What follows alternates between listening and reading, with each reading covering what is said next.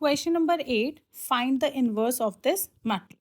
हम लेट कर लेते कि ये मैट्रिक्स ए के बराबर है। इनवर्स फाइंड आउट करने के लिए सबसे पहले वो एग्जिस्ट करता भी है कि नहीं करता उसकी वैल्यू क्या करते हैं, ए डिटर्मिनेंट की वैल्यू हम सबसे पहले निकालेंगे। तो अगर हम रो 1 से कर रहे हैं एक्सपैंड, तो 1 माइनस 0 प्लस 0। अब 0 वाले डिटर्मिनेंट्स लिखने की जरूरत नहीं है क्योंकि कुछ भी 0 से मल्टीप्लाई होगा तो हमें 0 ही मिलेगा। अब जब हम इस एलिमेंट की रो और कॉलम दोनों को हाइड कर देंगे तो हमारे पास ये डिटर्मिनेंट बचेगा, राइट। हम ये सेम यहाँ पे लिख सकते हैं 302 minus 1 is equals to what, 3 into minus 1 will be minus 3 minus 0, तो कुछ भी नहीं होगा। तो जब हमारा डिटर्मिनेंट ऑफ ए की वैल्यू माइनस 3 है which is not equal to 0, therefore A inverse exist. Understood. अब हमें क्या निकालना है, एडजॉइंट ऑफ ए। एडजॉइंट निकालने के लिए आप C11, C12, C13, C21, C22, C23, C31, C32, C33, right. Minus लिखोगे डायमंड शेप वाले में सबसे पहले। ये हमारी ट्रिक थी कि हम डायमंड वाले में सब जगह पहले माइनस लगा देंगे, ठीक है, बाकी सारे पॉजिटिव रहते हैं।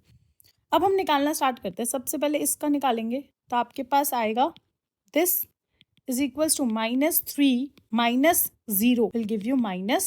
Now moving further, you are going to hide the row and the column of this element. Will be getting what? 3 into minus 1 minus 3 minus 0 minus 3. तो ये पॉजिटिव हो जाएगा।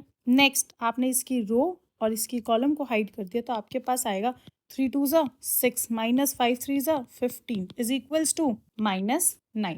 अब आप इस एलिमेंट की रो और कॉलम दोनों को हाइड करोगे। ओ ये तो अच्छी बात हो गई, यहाँ पे क्या आ गया 0, तो हमारा यहाँ पे साइन रेलेवेंट नहीं है। नाउ C22 आपने इसकी दोनों हाइड करे, आप कैसे आएगा minus 1 minus 0 minus 1। Now moving ahead आपने इसकी कॉलम और रो को हाइड करा, आपके पास आएगा 2 1 ज़ा 2 माइनस 0 विल गिव यू 2, ठीक है। अब आपने इसकी कॉलम और रो को हाइड कर दिया, ये तो फिर से 0 आ गया, तो हम यहाँ पे लिख सकते हैं 0।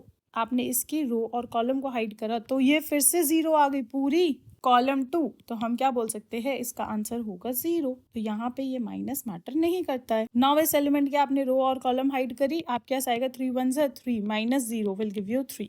अब जब आपने कोफैक्टर्स निकाल लिए हैं, ये कोफैक्टर ही हो गए ना, C11, C12, C13, तो इसका मतलब ये मैट्रिक्स ही है ना, राइट। आप इसका क्या कर दोगे ट्रांसपोज, तो आपको मिल जाएगा adjoint of matrix A. So minus 3 0 0 3 minus 1 0 minus 9 minus 2 3। आपने एडजॉइंट की वैल्यू निकाली। हमें निकालनी है अब inverse 1 upon determinant of A into adjoint of A.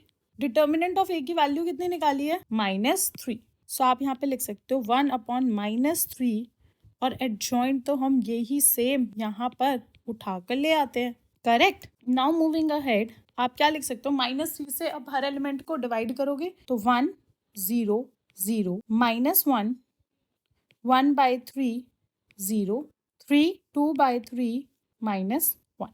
This will be the value of A inverse.